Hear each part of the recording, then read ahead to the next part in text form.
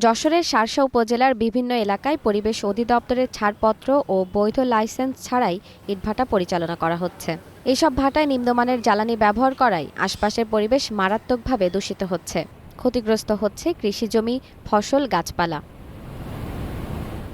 নিয়মিত ইট পোড়ানোর ফলে কালো ধোঁয়ায় ছেয়ে যায় আকাশ।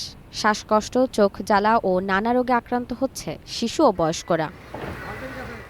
২০০ গজের মধ্যে বসতবাড়ি ও শিক্ষা প্রতিষ্ঠান থাকলে ইটভাটার অনুমতি না দেওয়ার আইন থাকলেও কিভাবে গড়ে উঠেছে অবৈধ ইটভাটা, এমন প্রশ্ন সচেতন মহলের।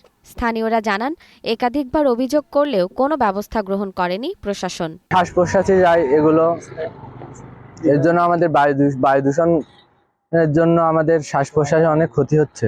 শার্শা উপজেলার ২৩টি ইটভাটার মধ্যে ২১টি অনুমোদন ছাড়াই অবৈধভাবে পরিচালিত হচ্ছে বলে জানিয়েছেন শার্শা উপজেলা নির্বাহী কর্মকর্তা। এসএলএন সহ আমরা এখন এটা ভিজিট করে আমরা দেখব যে আসলে জিনিসটা সত্যতা কতটুকু। আমরা পরবর্তীতে সত্যতা পেলে আমরা সেই অনুযায়ী আইন ও বিধি মোতাবেক আমরা ব্যবস্থা গ্রহণ করব। গত ১২ মার্চ ২০২৫ সালে হাইকোর্টে দায়ের হওয়া একটি রিটের আলোকে গঠিত পরিদর্শন কমিটি শার্শা উপজেলার অনুমোদন ছাড়া ইটভাটা বন্ধের নির্দেশ দেয়।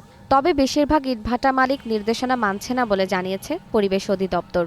আমরা এ পর্যন্ত প্রায় ১৬টি অবৈধ ভাটা বিরুদ্ধে অভিযান করেছি। তাদের ভাটাগুলোকে ভেঙে দেওয়া হয়েছে এবং এ পর্যন্ত প্রায় ৪০ লাখ টাকা জরিমানা আদায় করা হয়েছে এবং এই ধারাবাহিকভাবে অবৈধ ইটভাটার বিরুদ্ধে আমাদের পরিবেশ অধিদপ্তরের অভিযান চলমান। এমন পরিস্থিতিতে দ্রুত অবৈধ ইটভাটাগুলো স্থায়ীভাবে বন্ধ সহ ভাটা মালিকদের বিরুদ্ধে কঠোর ব্যবস্থা নেওয়ার দাবি জানিয়েছেন পরিবেশবাদীরা। জেরিন জামান, গ্রিন নিউজ ডেস্ক।